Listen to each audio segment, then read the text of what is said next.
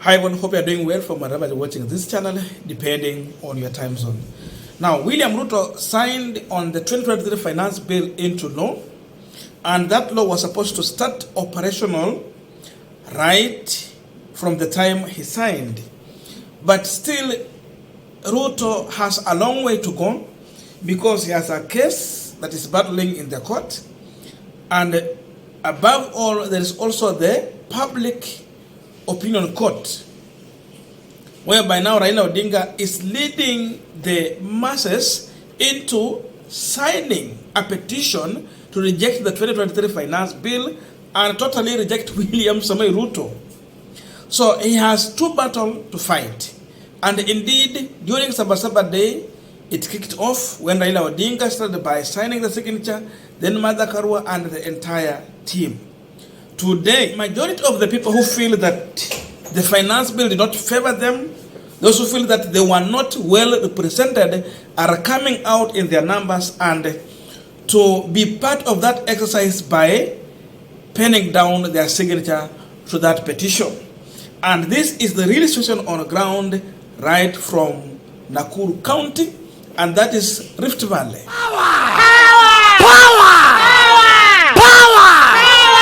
Tumekuja leo kusema kwamba katiba article 1 inasema power belong to the people of Kenya. Wagoi wa Muiruri. Siku ya leo tumekuja kwa sababu ya kufuatilia maandamano ya siku ya jana, ambayo ningependa kusema ya kwamba ilikuwa nzuri, ilikuwa imeembracewa na Wakenya wote. Tunashukuru kwa sababu ya Eugene alikuwa na maandamano kule. Tunashukuru kwa sababu ya Kioni alikuwa pale Nyahururu. Tunashukuru kwa sababu ya Martha Karua alikuwa Kirinyaga. Tunashukuru kwa sababu ya Oparanya pia walikuwa pale, na tunashukuru kwa sababu ya Nderito Moreithi miongoni mwa wengine pamoja na Kalonzo. Na siku ya leo sisi watu ya Nakuru tumekuja rasmi kuzindua, kuokota signatures za watu ya Nakuru kuidhinisha ya kwamba sisi tumekataa mambo ya financial bill 2023. Tuliwaambia hatutaki, tulisema hatutaki hiyo bill. Walienda wakatutapeli kwa bunge, wakaipitisha kwa nguvu, na sisi sasa tumekuja hapa tunasema budget ambayo wanakusudia kutulazimisha hatukubaliani nayo, na watu wa Nakuru kama vile mnavyoona ama ni aje wako tayari kuweka sahihi zao, na tukitoka hapa tunajua Nakuru tutaokota more than 50,000 signatures ambazo. Now we are continuing with the panel discussion. Just a quick request for those who are watching and you have not subscribed, please consider subscribing.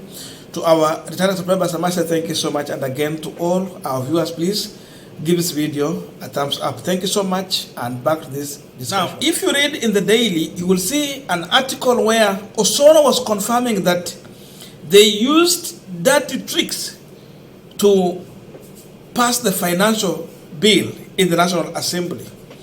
And if this one is the majority whip in the National Assembly talking like this, then he's confirming to what Kenyans have been talking about, that there were members of parliament who were bribed, the members of parliament who were taken out of this country to be busy in other activities, and some were made to be absent during the voting.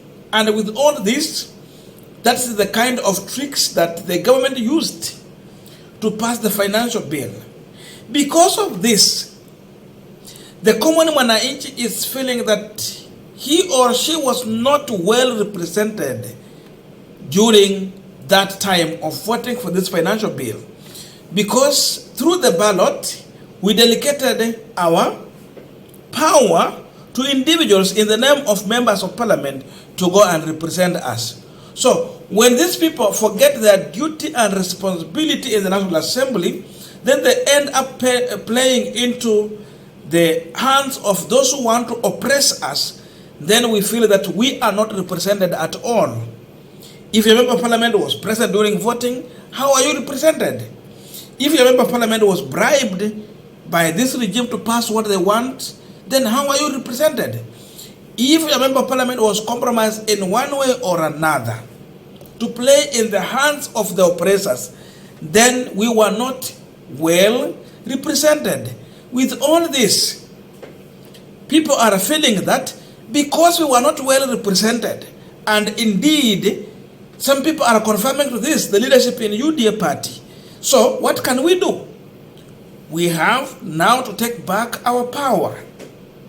Power belongs to the people, and they are citing an article in the Constitution of Kenya. So, majority of Kenyans feel that we were not represented. Those who were supposed to represent us, they were compromised. Because of this, we have now to speak our mind, and we have to reject this financial bill. That's why they are signing this petition. Secondly, there was public participation in some areas, and where they conducted a public participation. The truth is that majority of Kenyans were not in support of this financial bill. The reality is that 70% said no, and they had their own reason. 30% was the one supporting this financial bill. But seemingly, Ruto is reasoning from upside down. The National Assembly is reasoning from upside down. And the UDA government, or Kenya Kwanza government, is reasoning the other way around, opposite. And that's why they went with the minority, 30%, and they left the majority, 70%, who are saying no. They passed a bill that is against the people, which has become anti-people bill. Because of this, the common wananchi is saying that we are going to sign a petition, and in this petition we are rejecting your financial bill, we are rejecting your leadership, because now we no longer have confidence in you. You are lying to us, and you want to force everything on our throat without taking our advice or our view on the same. So it's no longer the issue of democracy, where now you go with the majority. It is the issue of dictatorship, whereby the ruler want to force things on Kenyans. So his word become the law. Because of this, Nakuru residents are saying no, we are not going to support you. We are going to come out and sign this petition. Wanasema watakuja na karibu signature 50,000 na kuendelea. That's their target. So if Ruto thought that this war is going to end, it's not ending. Hii vita ilianzishwa na Mheshimiwa Okiya Omtata. Na aliambia Ruto kwa matanga vizuri sana, ni vyema you go and rethink about this financial bill, rather than just going to pass it like this. Kuna vipengee katika ile bill yenye ina pingana na sheria na pia katiba ya Kenya.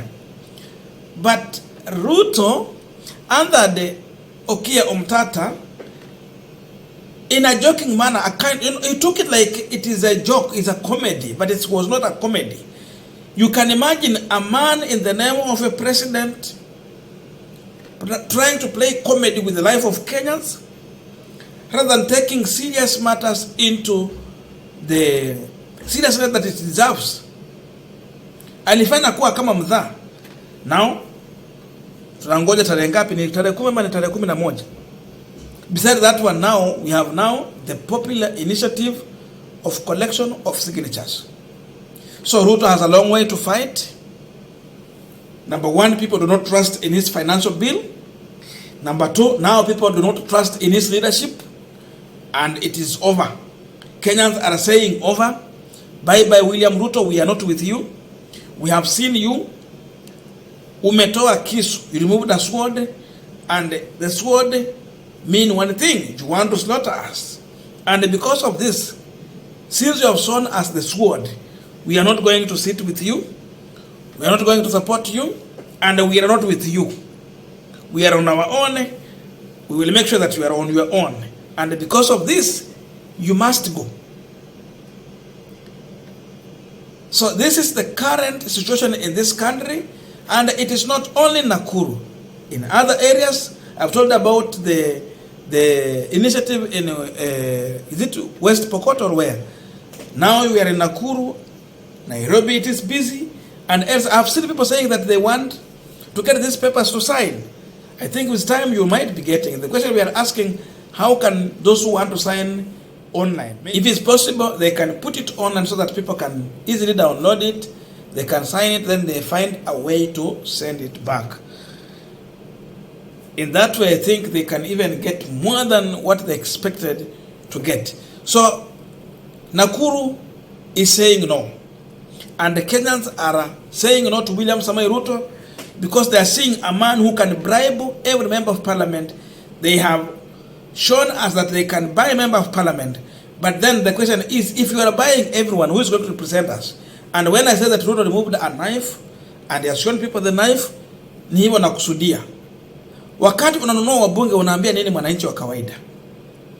Mwananchi wa kawaida alipigia mbunge kura aende amwakilishe kikamilifu katika Senate ama National Assembly. Lakini wakati president anakuja ananunua mbunge, unaambia nini mwananchi wa kawaida? What are you telling you? The common mwananchi that you are on your own, I can easily buy your member of parliament anytime I'm willing. So I can pass anything I want to pass because I can afford to buy a member of parliament. That is what Ruto has shown us. And his own majority whip said this one. It was captured, it has been printed, and it is everywhere. That is where we have reached. And because of all this, Kenyans are now saying no. Financial bill, no. Uongozi wako, no. We don't want you. We don't want your finance bill. And we are going to fight to the end. That is the current political situation in the country. I don't know your views, but let us meet in the comment section for continuation of this conversation. Otherwise, thank you so much and see you in our next video.